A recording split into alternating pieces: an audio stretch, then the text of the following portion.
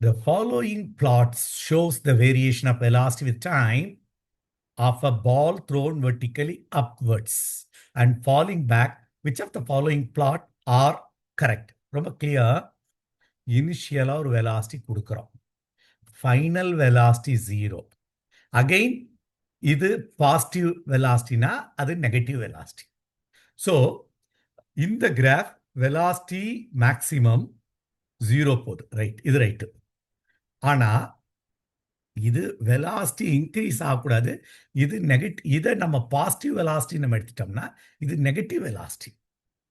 அப்போ இந்த option ruled out. இது ஏன்னா இனிஷியல் வெலாசிட்டி மேக்சிமத்தில் இல்லை.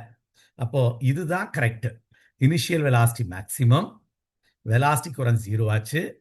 அதுக்கு பிறகு வெலாசிட்டி 0லேருந்து இன்க்ரீஸ் ஆகுது. புரிஞ்சுக்கணும், வெலாசிட்டி 0லேருந்து இன்க்ரீஸ் ஆகுது, நெகட்டிவ் வெலாசிட்டியில் இருக்கு.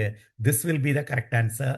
இதுவும் நெகட்டிவ் வெலாசிட்டியில் இல்லை, இது பாசிட்டிவ் வெலாசிட்டி. ஏன்னா பிளஸ் ஒய் ஆக்சிஸில் போயிட்டு இருக்கு, பாசிட்டிவ் எக்ஸ் ஆக்சிஸ். ஓகே, இது பிளஸ் ஒய், கீழே வர்றப்ப நெகட்டிவ் வெலாசிட்டி. இப்போ இதுவும் ரூல்ட் அவுட்டு, இதுவும் ரூல்ட் அவுட். சி தான் கரெக்ட் ஆப்ஷன். இது நம்ம கிராஃப் எத்தனையோ படிச்சிருக்கோம். இது ஒரு சிம்பிளான graph, easy to do it. Okay.